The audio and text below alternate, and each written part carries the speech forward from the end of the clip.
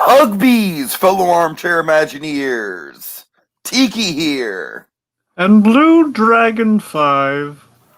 Ladies and gentlemen, as we find ourselves on the cusp of Disney's big venture into the world of streaming, even courting a war in the process, we thought it'd be nice to stay up to date on the ever-growing catalog and roll on what's a must, or a bust, on Disney Plus.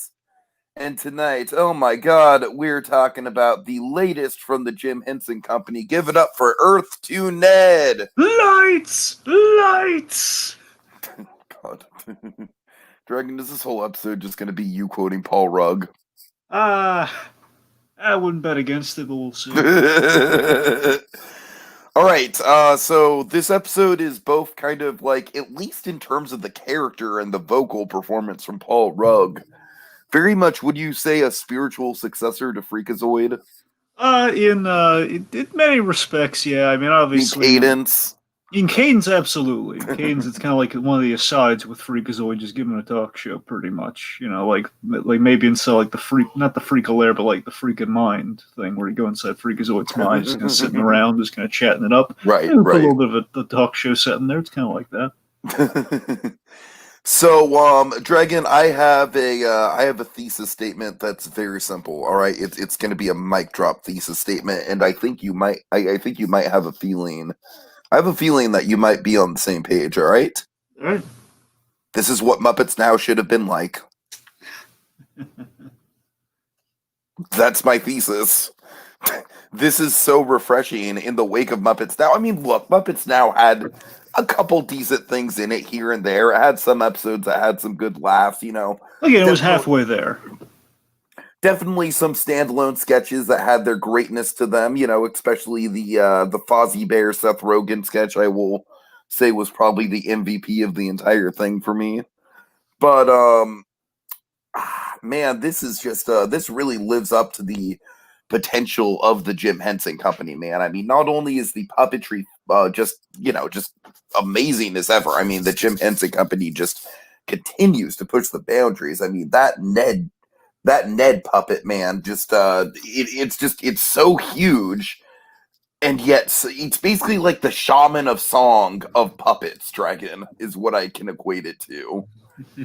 It's just like, it's so light, like it's so convincing, and like you can just go along with it, like, oh man, it's like we're just going, like, having a conversation with these celebrities, and you almost forget in the best of ways that it's like a giant 8-foot tall puppet. You know what I mean? All right.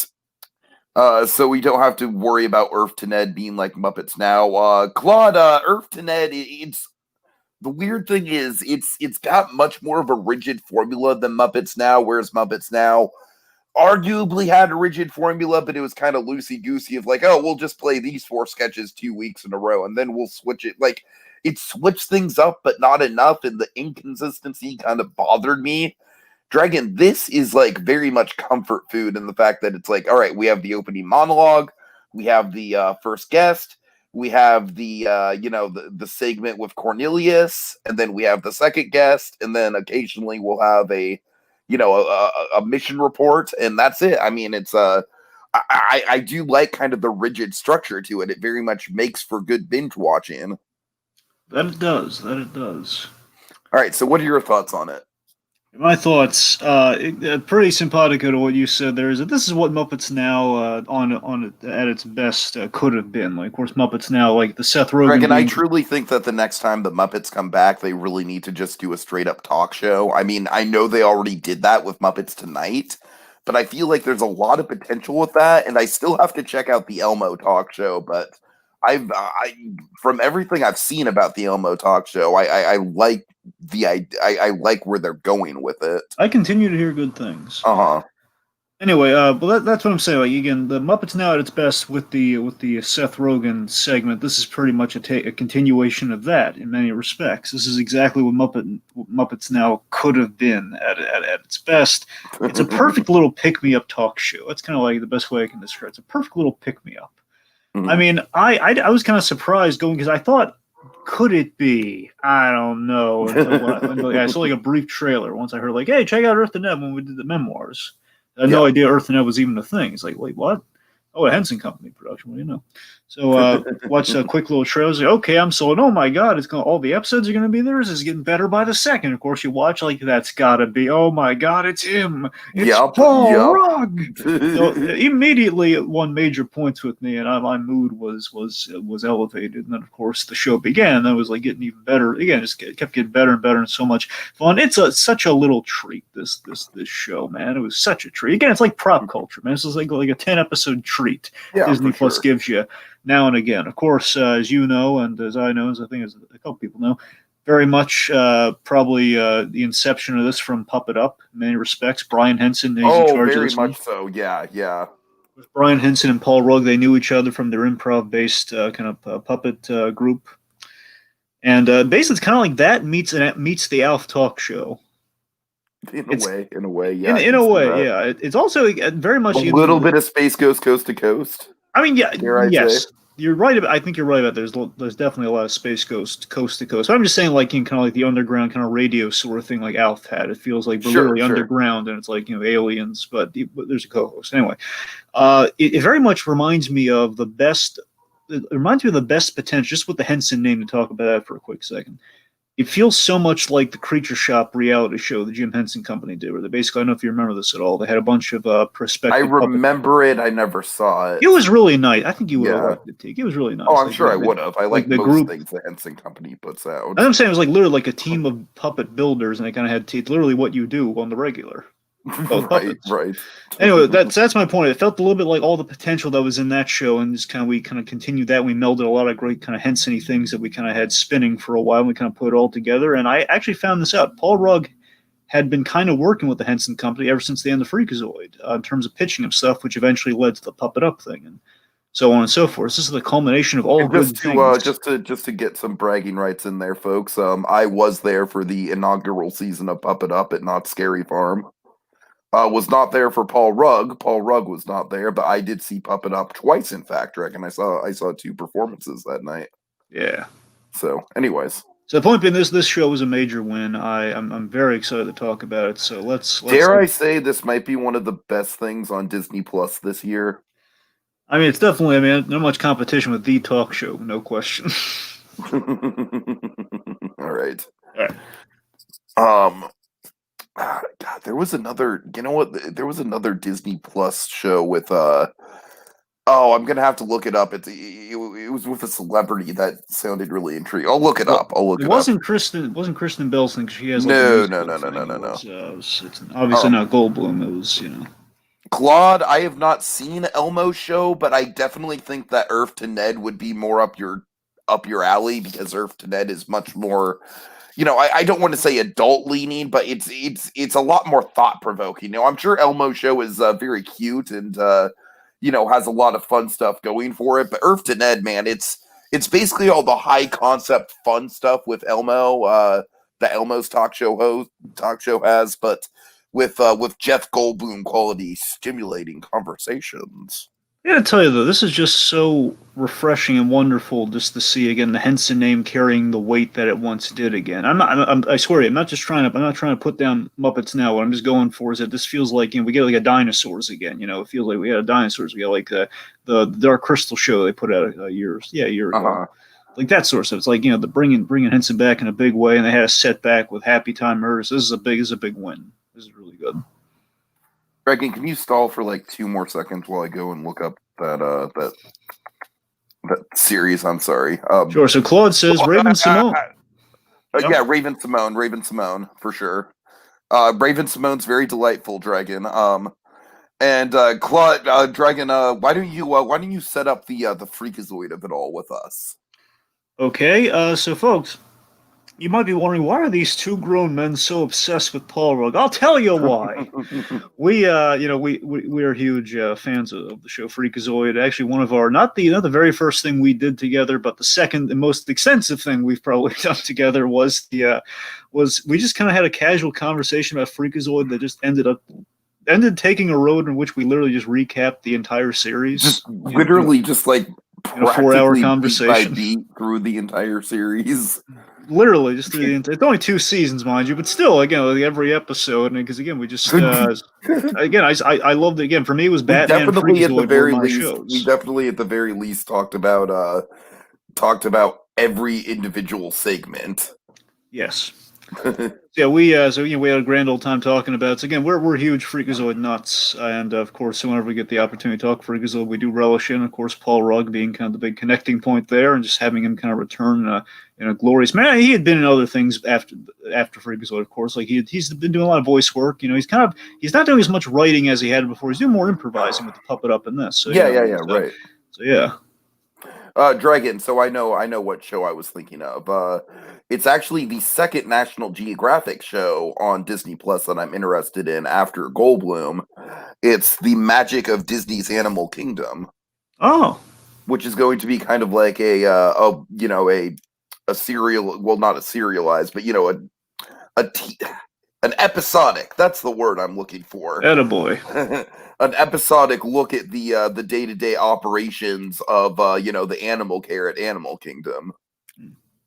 So I'm very into that. Anyways, okay. So Dragon, without further ado, do you have any background for this you want to go over? Do you want? Well, yeah, I kind of looped it into my thesis, the whole Brian Henson, sure. Paul Rugg of it all. I mean, the puppets are radio controlled, and I believe Ned has 6 puppeteers.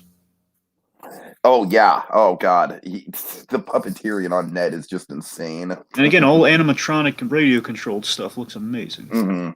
All practical. It's amazing. All right, maybe Freakazoid might show up in the Animaniacs reboot. What say you to that, Dragon? What say me to that? I say I would be gobsmacked and elated. It'd be like the equivalency would be, I guess, for a DuckTales equivalency, be like the way they reintroduced Darkwing Duck. That'd probably be the equivalent. They'd be amazing. I know one thing though, he better sound like Paul Rugg. Oh yeah, oh god. yeah, for sure. No question about that. Yeah. Dragon, you know what would be amazing is if they reintroduced Freakazoid and it was still Paul Rugg, but it was like a comedic parody of the dark and gritty era. Dark and gritty Freakazoid. Well, remember, that was the initial starting point for Freakazoid. They were going for the creeper from Batman. That's what I'm saying. That's what I'm saying. It'd be interesting to go more scary, like The Mask. Less exactly. Not killer, but more like psychopath. Yeah, there you go. Right. By the way, color. Should we? Oh yes, we should. Yes, we should. Thank you. So, Dragon. Before I do that, let's get started on episode 1. Why don't you? Oh, hold on. Just one bloop. Late Night Ned. Yes, okay. Episode 1, kind of a pilot setup episode. It basically sets up the whole talk show premise. Of course, the premise of the show, for those who may not be aware, this is the Alf segment of the whole thing. So, we have an alien named Ned who was sent to conquer the Earth, but instead of doing that, instead of invading the planet and doing a bunch of horrible stuff, because that wouldn't be good television, instead of doing a bunch of horrible stuff, he becomes fascinated, like we all are, by the Earth culture, namely celebrities, film, entertainment, television, you name it. Big fan of the old celebritydom, which leads him to get the bright idea, I'm going to start my own talk show. So it's essentially a mix of Steven Universe and just the idea that celebrity culture has saved the world. Pretty much, and of course he has his little talk show by abducting celebrities for very improvised interviews and shenanigans and so on and so forth. It's basically, I love that the DNA of this show really seems to be it's like the DNA of the Fraggles, which again was the educational the absolutely thing. Absolutely. I'm glad you brought up the Fraggles. It's like Fraggles meets the Muppets in terms of the entertainment kind of presentational, or again depending any stab you take the Muppets, like 2015 for example talk show. Or just kind of classically, entertainment-based sort of thing meets kind of the sentiment, kind of the deep heart of the Fraggles. Very anti-war in favor of learning and befriending the unfamiliar entity, which is I love that as lighthearted as this thing is kind of for everyone this thing is. Again, there are some really nice themes to derive from this. It's quite wonderful. Absolutely. Yeah. I don't want to. You know what? I don't want to bury the lead on one, and I think it speaks to the whole show. And of course, we got to have RuPaul on there. RuPaul in the penultimate episode. We'll get more on him. But Dragon, he had one of the most inspirational bits in the whole series to me, As he which tends was, to do, that RuPaul. He's of an course, inspirational guy. and I'm sure you can relate to this, which was the whole bit where he's like, you know what? The only thing that I take seriously is love and kindness. Everything else, like he just gives just this delightful, just like fuck it laugh. And I'm just like, God damn, RuPaul, I feel that so much. Yep. I had another guest. We're gonna get to him, but Okay. another guest had like a moment that really rung true. And I was like, oh my god, I never thought of it that way. That's amazing. And can we just say the guest lineup on the show is just spot on for the most part? I love this lineup of guests. I mean, for the most part, I can't really. Let me put it this way: I don't think any of them were stinkers. I think like maybe like 9 out of the 10 episodes. I think not that there was like a bad episode or anything. It's just I feel a lot of them were exceptional. So like, okay, well, there's a guest for you. But then we got really amazing. Yeah, no, I agree. Like, I feel like at the very least, each one of them was a 9 out of 10, and most of them were firing on 10s. There you go. Yeah, it's a good batting average, so to speak. Yeah. Anyway, so basically we're setting the stage here. So let's talk about Ned. So Ned, great design. Absolutely great design and great personality to go along with it. I love an egocentric character who has a kind heart at the center of him. He has no idea. He's the idiot who thinks he knows about Earth culture, and those celebrities put him in check along with Cornelius. And Betty. Oh, God, Betty. Betty does the snarky kind of, not only the I feel like Betty is one of those characters where, like, at first I didn't really know what to make of her, but then, like, as the series goes along, I'm like, oh, okay. Betty very much kind of the stage manager of the whole affair, and Cornelius. Oh my God, I love Cornelius. Cornelius, I feel like is the standout of the show. As cool as the Ned puppet is, and as great as it is to hear Paul Rugg, I love the writing on Cornelius. Is Cornelius just kind of the put up? Again, we're learning. I love how much they've learned from talk shows and everything in doing Muppets 2015 and everything, because you have like. Cornelius is the put upon co-host and like learning about the TV biz, especially in this first episode. This first episode is all about kind of the behind it. How do you make a talk show? So it's very much, he's not the showman, but he's a darn nice guy who's smarter than Ned, quite clearly. It's Dragon. I feel like Claude Coringa hit Ned's personality on the nose here. Ned sounds like he would get along well with Terry from Solar Opposites. Oh God, he would. Yeah, absolutely, yes, absolutely. For sure. Imagine Ned appearing on Muppets now. They don't have the budget for him. Shade. Well, to be fair, the puppet is built and they own it, so they do have the budget for. Here's the thing. Like this show had actual like. Muppets now had like the occasional celebrity that I'd be excited for, the aforementioned Seth Rogen. But oh God, don't get me started on the rant about the wasted potential of fucking okie dokie cooking. All right, okay. It would be a Plus&Us in September if we didn't get into okie dokie cooking, Dragon. All right. I'm done. You killed him with a meatball. It's fine. Okay. So anyway. All right, okay, anyway, so of course I love the running gag with Betty, by the way, this whole thing of anytime they say, oh yeah, I could destroy like this or that with this ship, and it was like destroying, getting ready to blow up the planet. Like, no, don't blow up the planet. Okay, so Andy Richter, let's talk about some guests here. Andy Richter was a really great idea. Andy Richter was an inspired choice for the first guest. Because again, you're going to set up the talk show thing of it all. Mm-hmm. You have essentially Cornelius as his mentor in a sense. Great, just again, great idea. Show him the ropes of the talk show. Conan's guy. I love how every episode has this almost kind of feels vaguely like Pee-wee-esque in a way where. Oh yeah. Every episode has like a certain theme, a certain idea that they rip on. I know, which is great.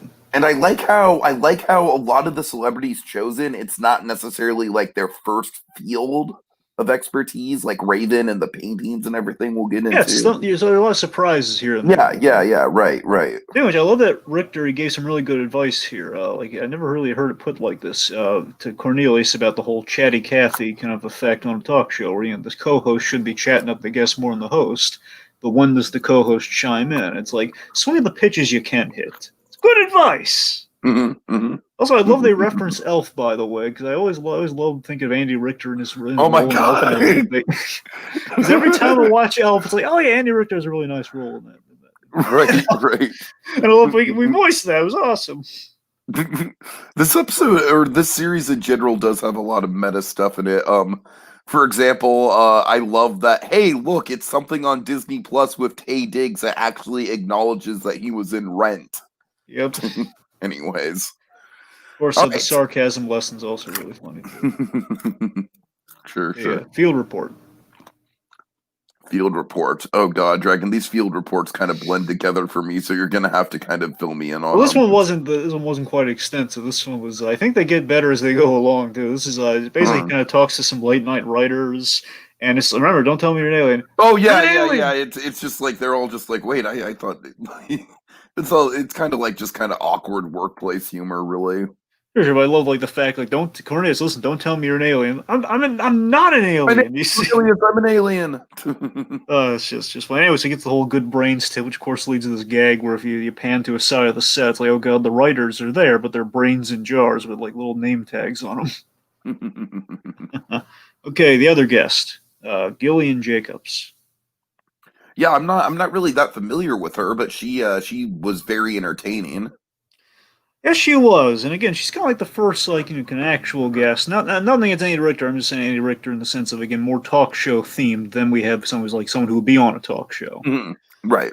And I love the how much money do you make gag, and it's like this is Rod having a lot of fun here. Is in field doing the improv here, is making. Oh, absolutely, yeah. How much money do you make? And I love the genuine reactions to it too.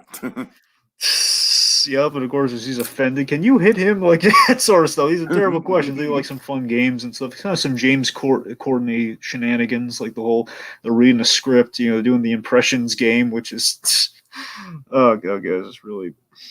I love. Those are the gags that crack me up in the rewatch. We made a really big prop. Can you just indulge us on this? Okay, so one other thing to remark on before we kind of move on. The little I call them the Mork and Mindy Orson messages because I don't know if you remember this or not. Mork and Mindy constantly ended with Mork giving like a status report to Orson, the unseen big Orson Welles-esque voice, and doing these little invasion reports, presumably for his father. So I love that we kind of adopted that to kind of drive home the Fraggly point of the episode.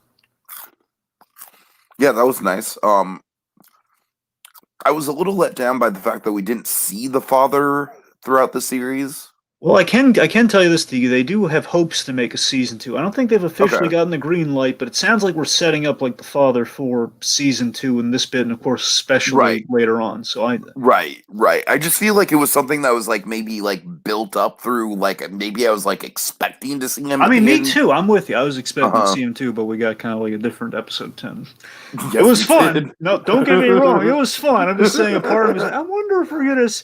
I gotta tell you, I got so wrapped up, I kind of forgot. Oh no, it's ending. It's over already. Yeah. I had a good time with it. Which is kind of the opposite of Muppets now, where Muppets now it's kind of like, all right, it's over. Yeah. Right, okay. Man, throwing major shade at Muppets. I know. I feel bad. Okay, because again, the half the season was good, right? I mean, 3 out of 6. Yeah. Well, even then, it's just good, and I expect more than good from the Muppets. To be fair, we have been spoiled with Muppets in the past, so. Anyway, all right. Episode 2. Episode 2. Laugh Your Ned Off. This was great. Yeah, this was really good. Of course, I love how just the baseline of the episode is just comedy. Hey, your girl was in this.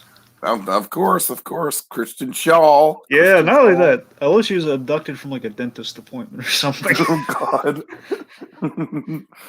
God.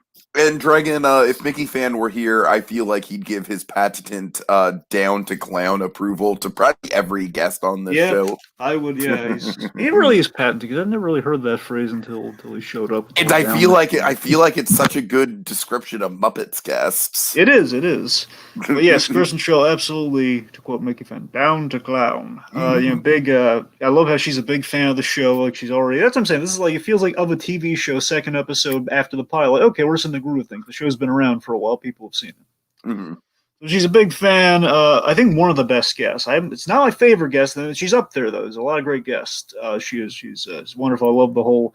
Did you know about this cattle farm thing? No, I did not. I really Bella did. burgers. I went really dark with like they had Bella for like a summer or something. Oh god. I mean, to be fair, it does feel like kind of the fucked up childhood that a Christian Shaw character like Louise Belcher or Mabel Pines would have. Oh yeah, of course. Let's talk about one of the best gags in the entire season. Yeah. Rula Lenska. Oh God! It's just the runner's gold.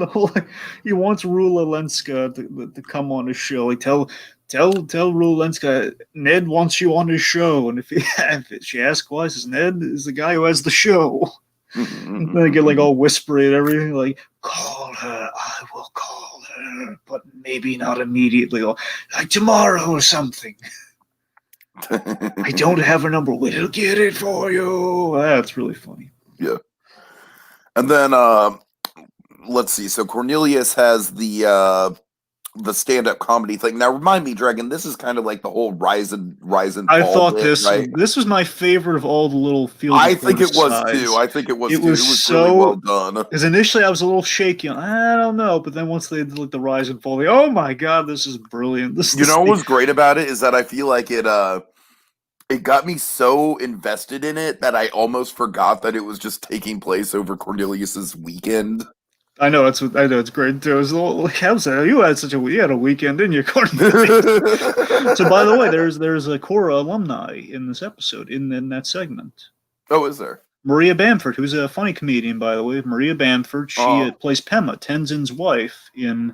Oh, okay. And also the Napoleon Dynamite character's mother in season 3.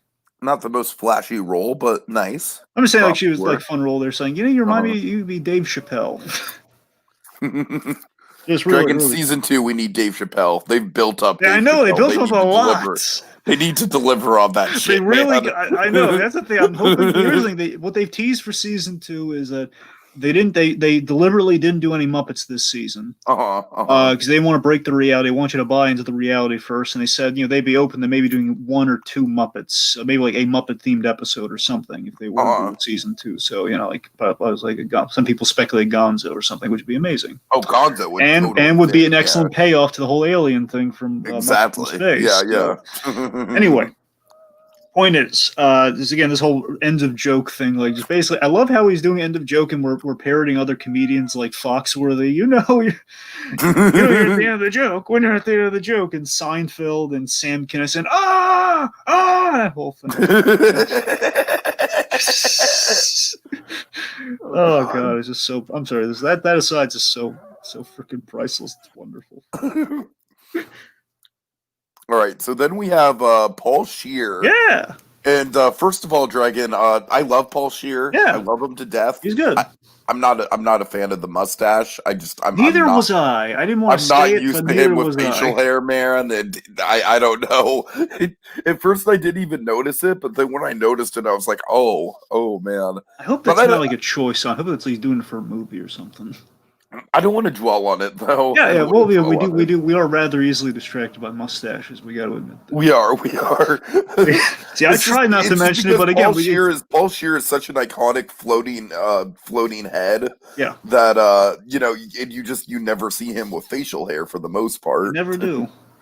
But anyways. Anyway, okay, so again, here's where we kind of get into the fraggles of it all here. We're talking about. Did I say floating head? I meant talking head. Jesus Christ. Yeah, I was wondering where you were. I thought you were referencing something I didn't think about. No, talking head. Well, that absolutely is a talking head thing. I buy that with Scheer. Yeah, anyway. Yeah. Okay, so back to again the kind of the fraggle of it all here is that he talks about the healing properties of the release of laughter, which I really thought was a neat way of looking at things. They're like, hey, you is that the thing that really got to you?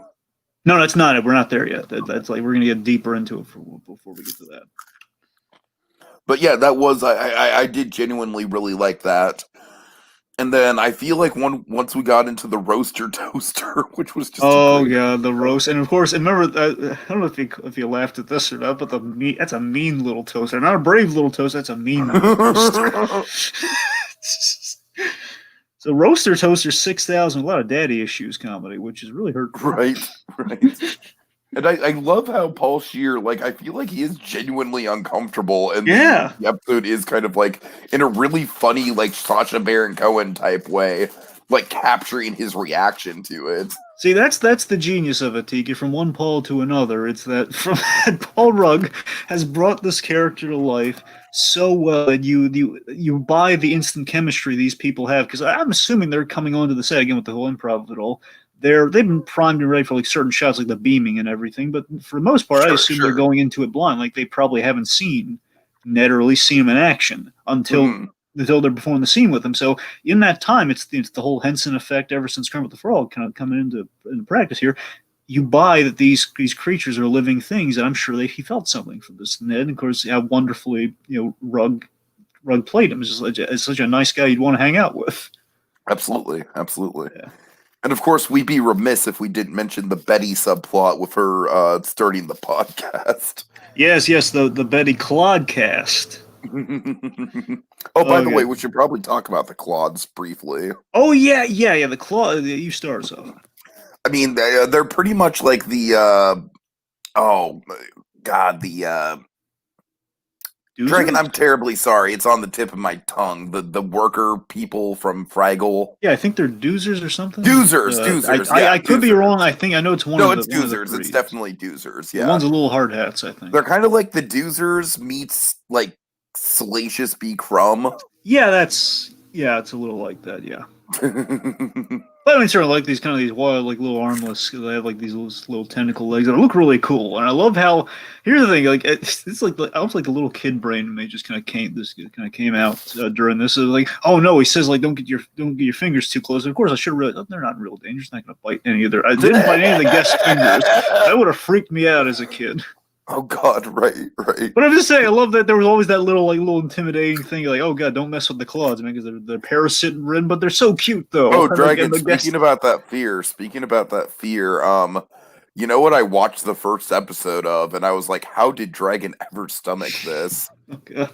The Ruffalo thing. I forget the name of it. Oh, yeah, no, I know the really long name. It's the I know this much is true. Yeah, Dragon, that opening scene, how the hell did you ever watch the rest of the show? Well, again, it was more around the wrist than it was, the finger. But you know. Really? That's what makes the difference? No. I'm saying the fingers would be worse, but no, I hear I was hard to watch. You're right. All right. No, you're right. I'm just saying it's twice. It's like the movie I had the toughest time. Dragon, let me just say with that show, I don't think I'm going to watch the whole thing for obvious reasons, but I did have to check it out just for Ruffalo's performance. But seriously, Tiki, I'm telling you, it gets even better as you go through. I mean, yes. But Dragon, it's very. I know. I warned you about that, but that's what I'm saying, though. Anyway. Yeah. Anyways, I'm sorry. What were you saying? You were going off on something. Kiss Kiss Bang Bang. That's the one I had trouble watching. All the. Oh, I feel that. Because of what happens later on with the body part. That's what freaks me out. Like, oh God. Anyway, okay. Circling back on the Clods are cool. Is my point. Anyway, all right. So yes. So the Clodcast. Of course, most comedians have podcasts now. We'll kind of reference to that. And also the product placement. Schwul Space Undies protects against most meteor showers. Oh, yeah. All right. All right. Claude, how is Big City Greens? Paul Scheer, of course, Claude, I do mean to go, watch the Owl House as soon as I can have access to it. I know you've been requesting that forever. Let's see. Cornelius's stand-up journey was definitely one of the highlights of the series. Makani says he's certainly a fan of the show. Yeah, I'm not surprised, Rob. It's definitely up your alley. All right, let's see. Next episode. I've got a Ned feeling about this. So, of course, folks, we made the most of our Disney Plus real estate here. Star Wars. I'm not going to lie, Dragon. I really like the guests in this episode, but I feel like the Star Wars stuff, it was a little too self-promotional. But I mean, I think they did it with style, though. I mean, if we're going to promote, at least we promote in a fun way. All right, so let's talk about the guests. Reggie Watts, who I'm pretty unfamiliar with, but I really like the space song they kind of improvised here. It was a fun little segment. I feel like he's one of those he's one of those guests where he's not like the super memorable, like, oh my god, that was the best guest ever, but he's definitely very pleasant and Yeah, a very he's good James interview. Corden's band guy. Oh, okay, gotcha. Yeah, he's good. James Corden gets really friendly with him. He's kind of like his unofficial. It's sort of like it's like a David Letterman thing where it's what is it? Paul Shea. God darn it. It's something like Paul something, yeah. Anyway, the point being, that Paul, his he's I it's like wouldn't his say band. Paul Shear, but obviously I think we just talked about. I know, Paul not Shear. It's, darn it. Anyway, the point being, I will Google it, Dragon. Don't you worry. The point is his band leader / co-host. That's mainly anyway. That's pretty much Reggie Watts. Paul Schaefer. No. All right. Anyway. Okay. Also, I want to mention this too before we forget about it. I love the opening where basically Ned just beams all of Star Wars into his head twice, and again, I love that. Here's where I say it's not just promotion, Tiki. It's that I love that he paralleled it to his own relationship with his father. I thought that was a nice touchstone that he had. That again continues the build. Yeah, you're right. You're not wrong about that. With Admiral Daddy, and even funnier, the whole slugs. They were going to do a show on slugs, which Reggie Watts was trusted for and everything. They went from slugs to Star Wars. And the Claude Tina band. That's all. The stuff we did with the Claudes here was really fun because the Claude Tina band, even better, we had a shot-for-shot recreation via Claudes of the Obi-Wan Darth Vader fight. Yes. No! And I love how the resolution of that fight comes from Ned just being disinterested, and he's like, "All right, shut it off, guys, shut it off, turn off your lightsabers." And the Obi-Wan Claude turns off his lightsaber, which gives the Darth Vader Claude the opening. Oh, so funny. All right, of course, Reggie naming one of the Claudes John Claude, which is that's great. John Claude, yes. Oh, remember the Boyega. Boyega. By the way, Greg, Boyega, a lot of controversy going on. I know. I right on the rewatch because again, before I found out that was kind of in the news when I first watched this thing. Now we're on the rewatch. Oh man, that's so ironic. Now it's Boyega. Anyway, so the return of the roaster toaster, which was beamed into space last episode, is back, but it has a bad motivator. All the great Star Wars references, they didn't just go for all the is this true? That has a bad motivator. BB-8 I love BB-8 showing up, man. It was like it shows up. Yeah, you know what? BB-8 showing up, that was kind of to me my bridge too far. Really? But he was like charming the pants off Betty, though. It was adorable. It was a little bit too much of that. Well, everyone loves BB-8. Don't y'all? Dragon, I'm still a little bit bitter about BB-8 eating up all of R2's screen time in the new trilogy. I'm not gonna lie. Let that go, man. It wasn't his fault.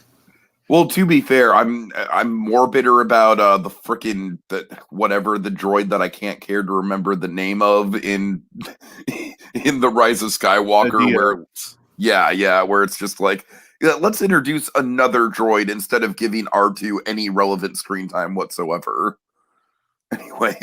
Anyway, we have some comments here. Dragon says Ed Asner should be a guest. What do you think of that, Dragon? Well, I absolutely support that. And there's a certain show right now, Tiki, you should watch if you want to see Ed Asner have a return. Yes. What is it? Tell me. There's a brief role in Cobra Kai for Ed Asner. Oh, yeah, I need to get on the Cobra Kai. Literally Cobra Kai just randomly just blew up. I haven't seen something on Netflix. I told you, because again, it was everyone could only select people could watch it on YouTube, but now everybody can watch it. So they're all Dragon, it's like Netflix has another Last Airbender. It's just like everyone is randomly talking about it now. I tell you, man, it's really good. All right. And it's kind of Avatar-esque now you bring it up with like the Shades of Grey theme to it. Anyway. And then I really like this idea, Dragon. There should be a Ned show in Tomorrowland with AAs of Ned and Cornelius, and could have randomly selected guests a la Star Tours, such as Buzz Lightyear or Stitch or John Progress from the Carousel I'm a Progress. fan of all of that. All the stuff you just kind of dropped on the screen right there. I like all of that. I do too, Monkey. You know me. I'm a big fan of AA shows. Big AA show fan. Anyways. Okay. Oh, and Billy D. Yeah, we can't forget about Billy D. I mean, what have we here? It's Billy D. Let's talk about him. All right. So Billy D's so cool. What more is there to say? Just beyond he just kind of charms the pants off Ned. He charms the pants off the audience. I mean, I mean, I love how Billy they bond D. over fashion. I know. I love that the moment he approved of Ned's outfit, the caftan just said it all right there. Like, oh, that's Billy D for you. He would approve. No question. Yep. Oh boy, so that's and of course I love that Cornelius. He says just the Billy D. Williams after he's blown away by him. I love you too. See, unlike Han Solo, Billy D is easy to reciprocate. Oh yeah. Lando Can you imagine if they tried to get Harrison Ford onto the show? Oh god, I mean, that would have Harrison not Ford. Well. It would not. I mean, it's wishful thinking. I don't even think Mark Hamill would have really gone that well because I think he's still a little bitter over The Last Jedi. I mean, he showed up in the Rise. I don't think he's got bitter. I mean, the point being, I mean, we've seen Hamill interact with Muppets before, and it's been wonderful. So I think him interacting with these guys would be amazing too. And he loves. I'm sure he loves the Henson Company and everything. He'd love it. I like this idea of an episode focusing on animation, and Ned should be learning about voice acting. Keith David would be a good guest. Keith David, not just in general, like with voice acting, but just in general, like as a guest, would be good for sure. Yeah, I'm down for that too. Also, nice guy. I've met him. He's quite nice. I would also like to see an animation episode where they have one animator and one voice actor. That would be cool. I was actually kind of hoping that's one thing. Like, I'm not going to discredit the show or anything, but it's one thing where I was kind of hoping we were going to see like some sort of Disney personality pop up. I don't know exactly who I was hoping for, but I don't know, like like some sort of like an Andreas Deja or something, Right. Anyways, holy shit, have Henry Selick on to talk about stop motion. Hey! Yeah, for sure. There's an idea. Okay. Speaking of Henry Selick and nightmares and stuff, Night of the Living Ned. Yes. Also, we set up the whole Vincent Dad's coming to the ship for season 2, so we set that up in episode 3. Okay. Yeah, so Night of the Living Ned. This scary movies and horror movies are definitely the focus here. Again, this is a good one to kind of get primed and ready for October. Oh yeah.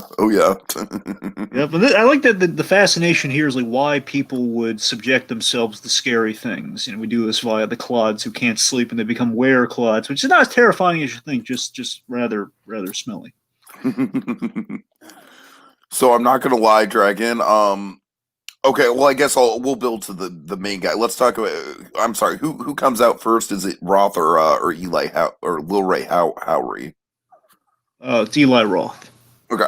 I love me some Eli Roth, buddy boy. I love when he shows up. He's a cool guy, and I love he shows up with like a knife and everything. That's so funny that you love him because his movies are like just so not up your alley. Yeah, I can't watch his movies. I love the guy. So he did that History of Horror thing on AMC a while back, and I've seen him. And of course, he's in Inglorious and everything. And I say, if they ever do a biopic that involves Eli Roth, they gotta get Zachary Quinto to play him. They gotta. Oh, absolutely.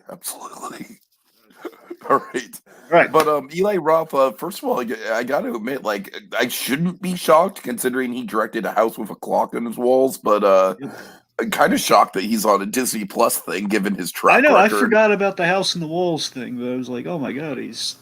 I'm not complaining, but Roth. Right. I don't know. I think he has some good insights into the horror genre. Not gonna lie, as a horror movie fan, I think his top 3 is a little vanilla. Shots fired. I know. He's gonna grab a bat and then wait for you to sit in the chair, Tiki. I wouldn't. Evil Dead, The Shining, and what was the other one? Texas Chainsaw. Yeah.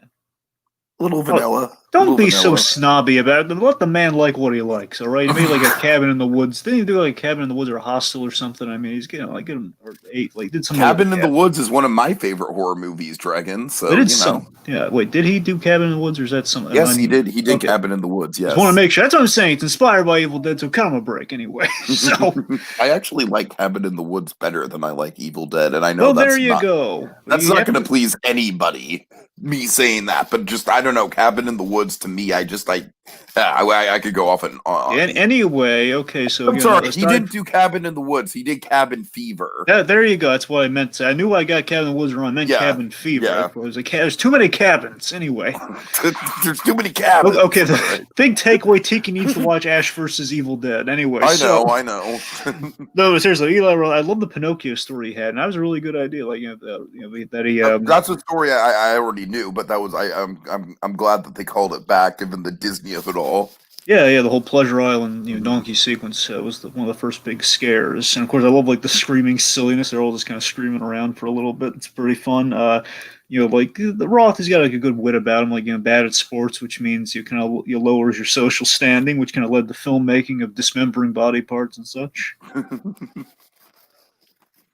Right. Of course, Cornelius has like a connecting point here. The premature fear of Cornelius. This was one of my favorite Cornelius episodes. Oh yeah, this is a runner-up. This is the runner-up next to the Rise and Fall comedy. Hey, Dragon, did you know that I have an important birthday coming up later this year? Have I mentioned that once or twice? You didn't mention it at all. Not 55 times or anything. No.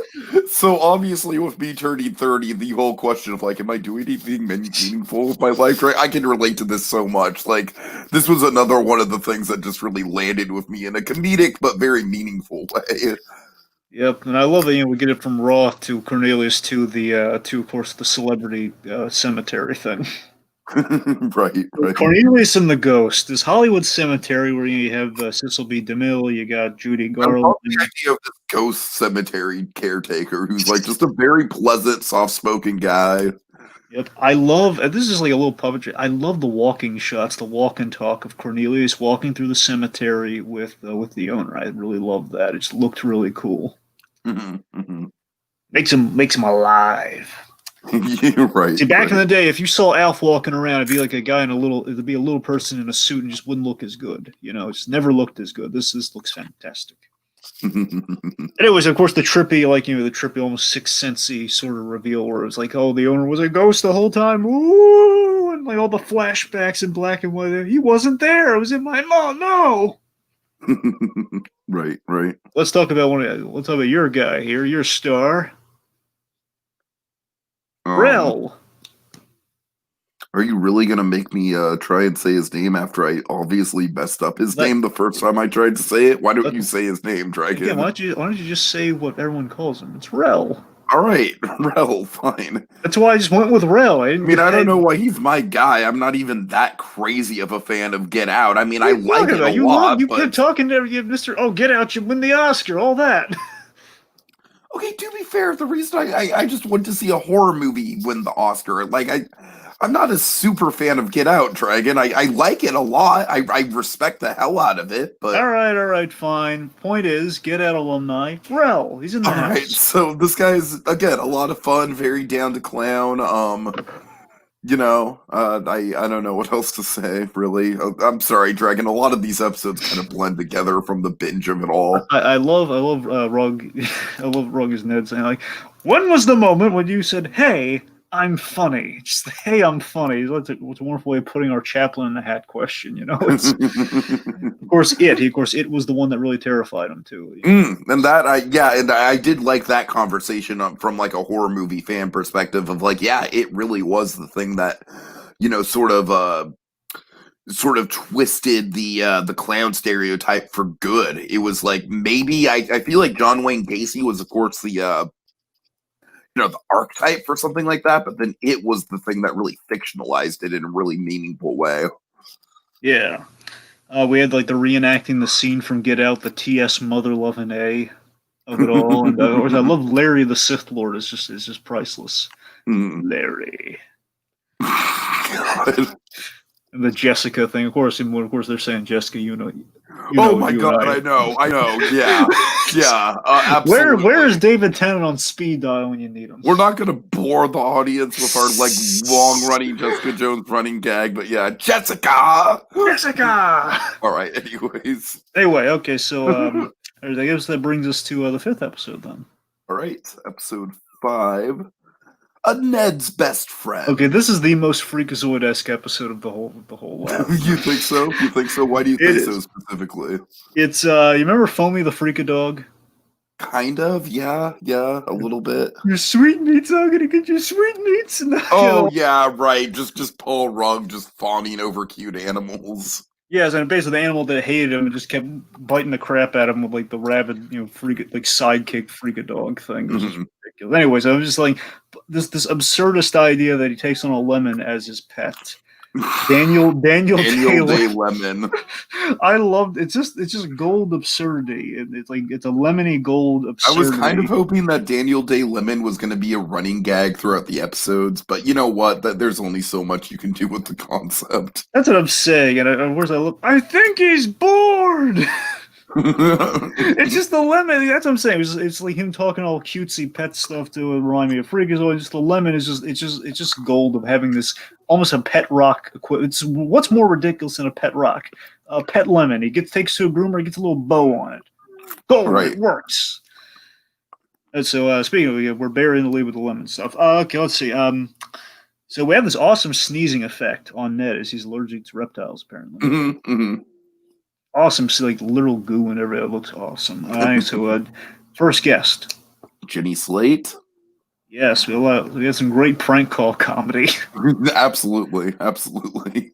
And who do you remember who they frame for the Oh, of prank? course, Angela Lansbury.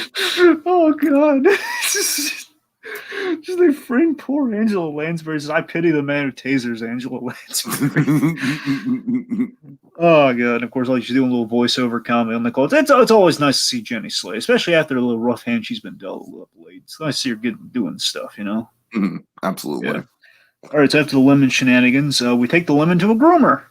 I got to admit, Dragon, this was one of the weaker Cornelius bits for me. It wasn't bad. It was just like not as memorable as some of the other ones. All right, well, grab the shovel, Tiki, because this is a deep one. Okay. I don't know if you remember like the Kermit Swamp Ears bonus dear. features or not. Yes, I do. Yes. Remember the armadillo when we did like shenanigans? We're following the armadillo around like on set and everything. This kind of felt a little bit like we're taking the Muppet and we're taking him in real life, so to speak. We're just kind of letting him go around, kind of talk to people, people on the grind, as it were. And here we have it with this groomer who has to deal with this ridiculous Cornelius one to get himself all done up and get the lemon pretty. Dragon, first of all, the fact that I know exactly what you're talking about is exactly why you and I are friends. Yep.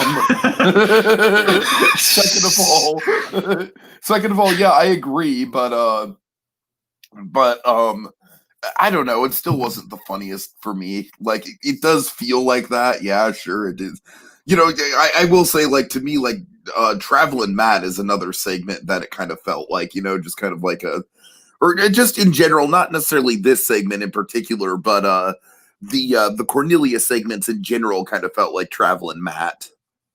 You're not wrong. Again, some of them were complete like home runs. Like again, like as we said with with the cemetery and with the comedy thing, that was a slam dunk. The rest of them they are kind of built in. But again, it was a home run. Was the Irwin siblings? Yes, Bindi and Rod. I gotta tell you, Bindi I felt was adorable. I love Bindi. I mean, Bindi, man, she's always stood out to me just because Steve Irwin was one of the most impactful celebrity deaths that I've ever gone through, because I kind of hero worshipped him as a kid, and I wasn't that old when he died. I was How like, young do you think they were 13. when he died? What?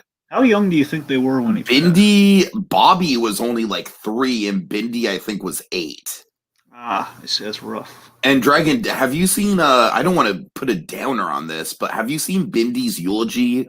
No, I didn't. Oh man, it's heartbreaking, but in a really like gut punch kind of way, where she's like 8 years old. She's reading it the funeral, and she's kind of like she's reading from a piece of paper, but she's really speaking from the heart. And and I got to admit, Dragon, since that moment, I have been kind of rooting for Bindi Irwin and her career, and I got to say she's been doing a fantastic job of carrying on her father's legacy, her and Bob. So I mean, she and her brother seem really good at what they do here. Hence the reason they've shown up. I mean, it didn't feel like obviously it would have been bad taste if Ned just brought up like, hey, your dad, he was Steve Irwin, right? Like he didn't do that at all. It was like just again, they did what they were good at here, which of course is talk about animals. And I love how Bindy's so adorably good with the lemon and the clods. Yes. And of course, we beam in a lot of puppies. But I gotta say, Dragon, I like Bindi is definitely adorable, and like I said, we've been following her career more closely. But Bobby, I think what I really liked about Bobby Irwin was he was very invested in Ned. You know what I mean? He was. And I really like that. You know, he seemed very like he seemed very focused in on helping Ned. For sure. Monkey brings up here, puppy. What are your regrets? Again, it's like Rob, as Bobby kind of holding them up there and everything. So, can you imagine what's going through that? When I saw that, I'm thinking, what the heck is going through that dog's mind right now? Oh God! And of course, even better, that's when he fully did the freakazoid thing to a puppy. Like, just like being all cutesy with it. Mm-hmm. Okay. All right, and of course, the moral of the whole episode being love, that puppies can can elicit love in a person. Sure. Apparently, we killed off the turtle because of Ned's allergy, but he's writing imaginary postcards. Oh God. Which is dark. Right. Okay. At Ned from TV. So this one, again, it's not bad, but this one is just like, it's okay. It's one of the more forgettable ones. That's what I'm saying. This is one, like, if you were doing a binge, like, I'd be more inclined to get to, say, episodes 7 and 8 before I would 6. Sure. Right. I don't know. Nene Leakes, I thought, was maybe the most bizarre choice for a guest. I think she was on Celebrity Show Off with Kevin Smith. Like, she was like his main competition on that. Okay, she's definitely been in a lot of reality shows like that, so that would make sense. I mean, having said that, I do think she had a good attitude about herself, and the bloop was funny. Yeah, the bloop, yeah, absolutely. Michael Ian Black, I thought, was just, I don't know. How do you feel about Michael Ian Black? I mean, look, I love seeing Michael Ian Black because it takes me back to the old VH1 days, which I'm a fan of. I feel like he was one of the more cynical guests, if you know what I mean. Not necessarily in a bad way, but I feel like he was one of the people who was maybe kind of like calling out Ned a little bit. I don't know about that. I felt it was more. You mean when he was doing like the little filter thing with the head? Yeah, right. Well, I was just like, I mean, he was right about the mayonnaise, so I don't know if he was necessarily calling him out. Just like, again, maybe, I don't know, but I mean, I love like the whole analogy of like the internet's like picking a scab. It's like it's a perfect analogy. That was good. That was a good analogy. Yeah. Yeah. I will say, Dragon, I think probably the best part of this episode was the Cornelius bit. Yeah. Oh, yes. The teenagers is the social. I love how this bit evolves from like the teenagers just being entirely disinterested in Cornelius. The corny squad. Yes. Oh my God. Basically, Cornelius has become an influencer. The corny squad, Dragon, it just cracks me up. Yep. God. I don't know why that strikes my funny bone so much, but it just does. Oh God, it's all right. Anyways, all right, that's about it, right? Pretty quick episode. I had no idea the selfie stick was out of style, by the way, but apparently it is. Oh, it's been out of style for a while, Dragon. I mean, it can't be that, because remember that back, I guess, like in promoting Deadpool 2, they had all the X-Men guys on stage, and they did like the giant selfie with, it was like 2017 roughly, or so. Like that's, I don't know. It doesn't feel that long ago, but yeah, I guess it's been a while. Anyway. 2017 has been a while. Yeah, it doesn't seem like a while ago, but when you think about it in terms of pop culture, years forever ago. I'm saying, like, it was either, it's been a while. Okay, anyway. All right. Next episode, the Ned-aissance. Oh, Dragon, this is specifically when I saw the title, I was like, okay, I know this is probably not the route they're going to go in, but wouldn't it be wonderful if they did an episode just based on the Disney Renaissance? Okay, so... And we have people like I said, like an Andreas Deja or an Eric Goldberg or something like that. I know Eric Goldberg would be great for the Uh-huh. process of animation. Again, given like it would take me back to my favorite, one of my all-time favorite Disney attractions. Honestly, take me back to the Art of Animation exhibit, Oh yeah, yeah. and be like the Mushu kind of thing for again not precisely, but it'd be kind of like kind of in the spirit of something I like have that. mad nostalgia for the Mushu thing. I did it in I do take California it. I don't Adventure. know if you don't remember this at all. I'll bet, but it's just I remember years ago when you broke the news to me live on air that they were closing up shop and it decimated me. Oh, I remember. I remember. Yep, Yes. yep. All right. Anyway, so also in the comments too, like Claude saying, "Yeah, but a Marvel in the Pixar episode of the Earth Dead, Tom Hanks is a guest star." All of these excellent ideas, Claude. I don't know Well, what's in there. the one thing I will have to say is that I don't want to see the show as a promotional Yeah, vehicle, sure. though. You I mean, know. Tom Hanks is like universal. Everyone loves Tom Hanks. You can get, Uh-huh. but again, getting him on would be a thing too. So, all right. So yes, back to the actual thing, the theme of art. So Ned, he is kind of interpreting the meaning of art, which again is a good idea. So he's just kind of figuring out like the expression, how people. We kind of talked about the subjectivity of comedy. Here we talk about the subjectivity of art, and who do we bring in to do that, Tiki? That's so Raven. Yeah, Raven Simone. It's been a while, man. I know she's. Here's the thing, Tiki. I've not watched anything. I had no idea until I saw like a poster or something from Disney Plus and their advertising. I forgot for the longest time. I thought it was gonna be like the Archie Bunker spinoff, where they have like a seven something Houses tree, which is the address from All in the Family. Where literally the house got a spinoff, not a character from Oh All in the God. Family. Oh So that's why? literally what I thought the Raven's home was. Is Like the house from All in the Family really all that iconic as a house? What is the point? I assume the chair was the main draw, but Oh God. No, Oh. but I'm serious. There was Ah. like I think it was like That kills me a little 7,700. inside how shameless that is, Dragon. That's what I'm saying. Again, they did like all the spin-offs started with with All in the Family, and then of course you have like the Cheers verse, as it were. Like those are like the original kind of big Well, the spin-off. Cheers verse, to be fair, is the classy version of I the know. TV cinematic universe. That's what I'm saying. I'm just saying Norman Lear was kind of the guy who pioneered, then it kind of got improved upon as it went on. But you see, my point is, when I heard Raven's Home was like a thing, I didn't look into what it was going to look like or any of the episodes. Just based on the title, I was thinking, okay, they're doing the old Norman Lear trick where, okay, it's going to be just the house. But no, Raven's on the show, apparently. Like you took the title literally, essentially just Raven's Home. Yes, but again, I told you the basis. It's been done before. It's like, well, I mean, I guess we can't get her back, and we put Corey in the White House. What's next? Uh-huh.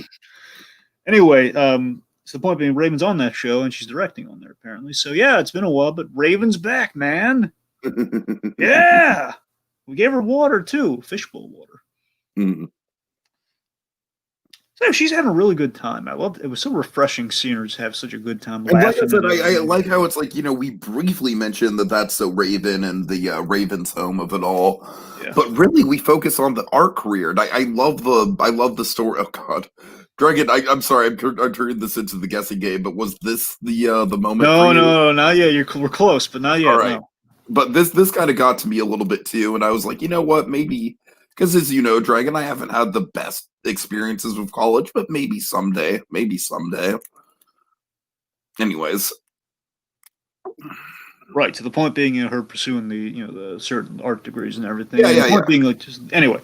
So yeah. So she's. I love how we had like the nexus point with her painting. I love how I'm convinced she was absolutely surprised by that. And you'll notice the painting is in glass. I think they literally surprised her by taking it from a museum or something to put in front of her. Her painting she did that uses the Raven blueprints of the set. Right, gotcha. Well, the Raven's home blueprints of the set. Anyway, the little painting she did. Mm-hmm. And again, like she's having a great time. She's laughing. I love like them doing the Raven vision is like, oh my god, I didn't expect them to really delve too deeply on them with that so Raven of it all, but they did. And it was like, oh my god, doing the look and everything was priceless. Then we had art or nah. That was fun. That was one of the more fun segments. Yep. Oh god, that the paper rectangle. It's a paper rectangle. Of course, like the Scream, all the Ned versions of the iconic paintings was awesome too. Mm-hmm. So Cornelius, he becomes Banksy essentially.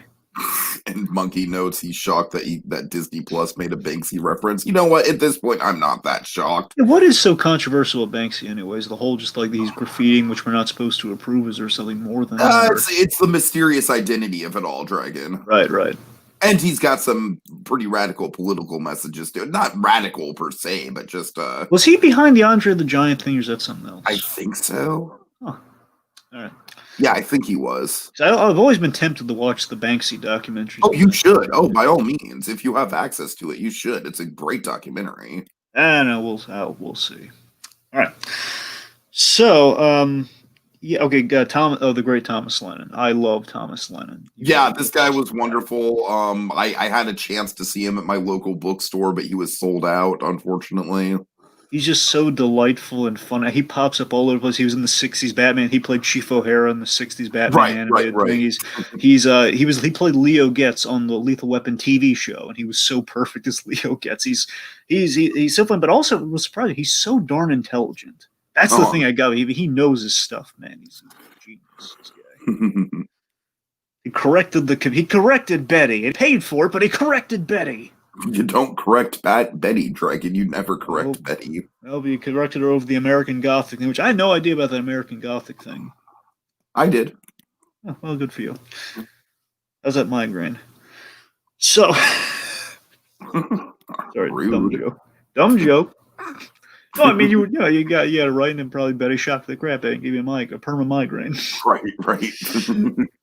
But yeah, it was that was quite fun. And also, I had no idea. I completely forgot that Thomas Lennon. He's written on a lot of things that we're familiar with. He's written. I had no idea about that either, man. I was kind of shocked.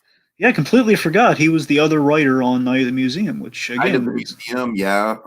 What are the other ones they mentioned? Herbie Fully Loaded. Oh, Herbie Fully. That was the one that really surprised me. I know. That's what I was saying. There's a whole litany of others, Tiki, but again, I don't want to dive into it. One of my favorite awkward, genuine, awkward improv moments was when Cornelius was just like, "Oh yeah, I love when the car smiles," and just Lennon just has no idea how to respond to that. Lennon has this one thing. He just compliments Cornelius like, "Oh, Cornelius." He's honest. He's really nice to him. It's a really nice bit. Also, the Botticelli thing cracked me up of all the improvisations. Or it is like, I wonder what is the one with the the Venus and the half shell? Who did that? And the Claude says, "Do the Claudes know?" Claude spoke perfect Italian. Like it's right. Botticelli. It's like, oh god, it's great. Okay, so point being, Rogan of it all. Yeah. It's very Rogan as Rogan. Okay. I gotta say, it's very weird that baby knows my last name. Oh god. That's probably the single funniest gag in Muppets now. A random Rogan plug here, Tiki. Just a long shot again. I mentioned to you way back when, but again, if you have time, long shot would be a nice one. Oh, it should be on HBO. You mentioned that to me, yeah. I think it should be on HBO Max, but then again, it's been a while. I kind of wanted to see it in theaters. I just never got around to it. Yeah, it was good. It was much better than I expected it to be. All right. Okay. Anyway, all right. So next episode. Give me 1 second here. All right. Nothing but Ned. Nothing but Ned. Okay, this is it's one of my all-time favorite episodes, and we're getting there. It's within this episode the moment. Okay. We'll get there. I'll point it out. Also, Claude says Thomas Lennon voiced Clinton Coote on Legend of the Three Caballeros. Oh, nice. Another show that I just absolutely have been meaning to get to, but just haven't got around to it. Yeah, enjoying that umbrella drink under the shade, Tiki? Oh my god! Wow. So I'm waiting to use that one. That one really was. I'm kind of waiting for that one. Okay, so all right. So another minute. This one's all about sports. We start off with Joel McHale. Now we know how we got him. I would have liked to see in the series, and the only reason I bring him up is because I've been playing his games on Game Boy Advance. Tony Hawk. Oh yeah. Tony Hawk's been making a resurgence lately. Yes, because of the remasters. And Dragon, I gotta tell you, I don't have a PS4 or an Xbox, so I can't play the remasters. I picked up Tony Hawk's Pro Skater 2 for Game Boy Advance. Dragon, I gotta tell you, it plays amazingly well. Yeah, I had a PlayStation 2 Tony Hawk game that I played, but then I instantly I didn't. I'm not a skater game guy at all, so I just like retired it. Oh man, I'm not a sports game guy usually, but I am an arcade game guy, and Tony Hawk is a beautiful arcade game. Anyways, Anyway, so Joel McHale. By the yeah, way, I'm sure we got him because he was in the Happy Time Murders, and of course Brian Henson working on that's probably how he nabbed him for this. let's face it, you can't have a talk show and not have Joel McHale on at some point. I love it when Joel McHale does TV, especially. I love the talk soup. I You know, love that. I go back all the way to the soup with him, I all the know. way back to his E days, you know. So I loved. He was the best part of E with the when they had their coverage of oh entertainment. yeah, he was So back good. when he was a channel worth watching. Yeah, and also the a futile and stupid gesture. Remember he played Chevy Chase in the biopic for National Lampoons. Oh I yeah. love. I really want to see him do like a full Chevy Chase biopic because he's so good as that, and he channels Chase so much. Like a more likable version of Chevy Chase. Anyway, so yeah, so he's back. Also, socks should be a rule. I'm just going to say that for society. Come and get me. Socks should be a rule. I kind of agree. I kind of agree. He's always on nerves, man. Even one of my all-time favorites, Kevin Smith, anti-sock because of his wife, though. Jen Schwalbach does not approve of socks. I don't know why. Why? Sorry. God, I don't know. She tells him no socks. And he doesn't wear socks. It baffles me. What? That's why he doesn't wear socks. Oh God. Dragon, I'm like anti sock. I love my socks. I know. I have all sorts of cool socks too. I hate it. Like I got all sorts. Anyway, the point being, we're pro I don't sock. have socks because I can't keep track of pairs. But I digress. I did not keep track. Okay, we're drifting off. Okay, so anyway, I just mix All and match black socks, Dragon. That's what I do. I got a lot of black socks. Yes, I am making a base hotel gag, but I'm also legitimately telling the truth. I just have a drawer full of black socks that I mix and match. all right. Okay. Anyway, so of course we have like the name gag. We set this up in the Thomas Lane episode too, where Ned reveals his name, which is this horrible, it was like sonic screech, like it shakes the room, like cover your ears. And Joel McHale tries to pronounce it. And he dangled a participle, but it was close. He was close. Yeah, that was fun. So anyway, like a cool sports rundown of Joel McHale kind of sardonically summing up certain sports like bowling and golf, and and then you can get overweight doing bowling, and it's where people do golf without getting any exercise. Do some pro commentator stuff. Mm. We send Cornelius to wrestling school. No, not my favorite Cornelius bit. No, but the corn dog Jackson thing was kind of funny. Was corn dog Jackson. Okay, now on to the big part of the episode. Here's where we're getting to my favorite. I know exactly what your moment is. Yeah, you know. It down by process of elimination. Yeah, you got it. He's ahead of the class, folks. He's got it. Gina Carano. Gina Carano is my favorite guest in the whole season. She's so she's so friendly and so lovely. My God, in that dress, she's a knockout too. I'm just gonna say it. No one else is saying it. I'm gonna say it. She is. I'm right there with you. That's what I'm saying. The point is, Gina Carano, she's one, of course. Not only is she fantastic in Mando, I love her every time I see her pop up. I watched her the movie she led in Netflix is really good too. The Haywire, it's called. Anyway, she's wonderful anytime she pops up. Anyway. So I love the idea she fought bullies when she was growing up. But here's the bit that got me. She makes this point that I never considered because I'm very anti-sports. I'm very much. I'm not like saying I burn to the ground. It's like I don't care about sports. Why are we running so much in this football? I don't get it. It's it's just the same thing over and over again. It's a cycle, man. Anyway, but for me, there was this point was made. This very fraggly point was made that we need sports because it's like bonding through competition is a way to stop killing people in real life. It's like, oh my God, that's brilliant. Yeah. That's actually funny because I thought the moment for you was going to be the moment where she was like, well, I wasn't bullied, but I hate bullies, so I rallied against the bullies. That was great too. I love that too. I'm just saying the one I never thought of before was the sports, but that was wonderful too. But the sports thing kind of put into context for you a little bit, yeah. Yeah. It's like again, you would kind of again in a perfect world we kind of cut down the violence because you get the aggression out on the field, and kind of with rules and gamesmanship and such, and you kind of bond with again. The whole point of the show here is again Ned trying to talk his father out of destroying the Earth because it let's celebrate the differences amongst people, and that's kind of like bring the different cultures together through the arena of sports instead of like hovering your thumbs over the buttons, so to speak. Which is really really good stuff. But again, her Captain America moment with the bullying was also really good. I like that too. Okay. Sure. The weigh-in psychological warfare was fun. It was so adorable when she kissed that clod. It was adorable. She killed it on the Star Wars trivia. She did, of course, as we would expect her to. And that mayonnaise gag was pretty funny. It doesn't come from a cow. Oh, yeah, right. In the mayonnaise tree, then. All right. Next up, you better work, Ned. So let's see. This is all about fashion. It's Fashion Week on Earth to Ned.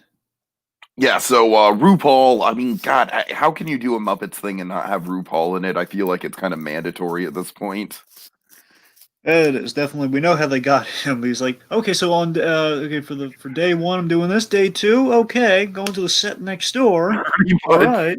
I would only assume yes, but which RuPaul is an actual set. Man, I gotta check out some RuPaul podcasts because I just feel like he's just such a positive person, and I could really use that sort of positivity in my life. And like I said, to me, the quote was the whole the thing that sums up the episode, just to or the whole series, just to kind of bring it back around. It's the whole like, I take two things seriously. I take love and I take kindness seriously. Everything else. Dragon, like I said, there's something about the way he just gives that glorious, just like fuck it laugh that I'm just like, hell yeah, RuPaul, I am totally in your corner with that. I love that he doesn't like. I like he made this point that he doesn't like fancy pants. Mm-hmm, mm-hmm. They made, of course, Ned contributed to that one, but still, this idea of like, it's all about fashion's about expression and communication. I like the people who take it too seriously, and they're like the cutthroat world of the fashionista, so to speak. Yeah, I gotta say, it was kind of refreshing seeing RuPaul talk so candidly about the fashion industry. Yeah, I love that. I love that these shows in which he's being interviewed by these inanimate creatures that are brought to life before our eyes is when he's really getting to the nitty gritty of he's giving like a real interview. I love that. And again, maybe RuPaul in some respects knows more people are going to see this than they are like an average. You're going to remember. I need to look in and see if RuPaul has like a podcast or something, because I'm sure he gives the real side of himself more often. Sure. But I'm just saying, I like that for the universal factor. I mean, kids are going to remember the Muppets more than they're going to like be able to find a podcast. Oh yeah, absolutely, yeah. Certain things. Not that people aren't able to find podcasts in the day and age. Anyway, so let's rewind to the OC for a brief bit here. Rachel Bilson was also featured. I'm sorry, I'm not familiar with that name. I'm sorry, Dragon. Just the other guest, Tiki. That the other guest who's from the OC. I thought you were naming a cameo from the. No. She's. I'm so sorry. Jesus Christ. Yeah, Rachel Bilson, not the most memorable guest, I will say. No, this is what I'm talking. This is like another one of those examples. Played right now. I mean, I like the B. Arthur gag where we have Cornelius is wearing like something from the B. Arthur line. Nothing against her, Dragon. She seems lovely, but I don't know. Just like I said, not too memorable. I love her 5-year-old story. I thought that was really yeah. She seems really pleasant, but yeah, just I'm with you. I'm simpatico with you there. And also Cornelius giving feedback on the fashion models too, which is like that's fun. Okay, we got one more thing we got to talk about RuPaul, then we'll move on to the last one. Okay, the fashion show, the Claude's Cher fashion show, which RuPaul loved because he loved Cher. Oh God! Right. We had all the Chers, man. It was a Cher fest. We had pirate Cher. We had Egyptian goddess Cher. We had Oscar Cher. Dragon, that kind of like calls to mind. Like I love how this show. It's like there are definitely improvised bits of conversation throughout, for sure, but there's also just like these really, really heavily planned bits as well, with these elaborate costumes and everything. You know what I mean? Oh yeah. And I love how we can mix the elaborately planned bits and the improvised bits so flawlessly with each other. And making all like the Cher puns while the show's going on. Right. Flame dresser. My favorite Cher was featured also. Turn Back Time Cher. Oh God. Okay. All right. And finally, the last one, Ned the Musical. I'm surprised it went to a musical direction for the ending, but I enjoyed it. It was quite fun. I have a confession to make. So I was watching, I was binging this whole thing. I kind of got lost track of time, and I only got through half this episode because I had a phone call I need to take. So I can talk about I can talk about the first guest. I can't talk about the second guest, Dragon. I'm terribly sorry. Well, that just figures. I know. Did you get to the field report? No, I didn't get to the field report. No. All right, just tell us about Tay Diggs. All right, so of course, like with me, like Tay Diggs, I love how we actually get into the nitty gritty of rent. I love how Tay Diggs is so taken with the mortgage idea. And Yeah. you know what I like about the mortgage idea is I really do genuinely feel like it could work as like a Clerks 2 kind of sequel. Monkey, how do you feel about Mortgage? Do you think Mortgage, like obviously barring the Jonathan Larson estate and all the muckiness that comes from that, do you think Mortgage could legitimately be a thing? Anyways, um, yeah, but Tay Diggs, Drake, what I like about him in this is that I feel like he's just kind of like, I feel like in Muppets Now he was playing an exaggerated, like very ice cool version of himself, and in this he's just kind of being very natural. You know what I mean? Yeah, it was. I mean, I think one of the best things with Tay Diggs in this little guest spot here was the game they had with Tay Diggs, the music 30s musical or serial. I love that. That's a great game. Oh yeah, and of course, like we had like this one serial in particular, grins and smiles, giggles and laughs. Uh-huh. Apparently, is a serial. Oh boy! And of course, he lets them keep the paddle. There's no parting gift by except the paddle, and they'll send them a box of cereal if they come across it. Just it was fun stuff. There again, the whole crux of the episode, which is the part you really missed out on. The arc of the episode was Cornelius getting into the musical, where he wasn't really big on the musical at the start. Where through the course of it, he meets the kids from the High School Musical TV show on Disney Okay, Plus. now Dragon, that's the thing. It's like I didn't really feel bad about missing the High School Musical, the series segment. All Well, right. that's not the important part. I'm saying eventually when he does his own musical number at the end of the episode, But I that's what mean, you like missed. you understand why I wasn't like super like, oh no, I gotta watch that one segment. Hmm. Anyways. It's not like it's the last episode or anything, but I hear you.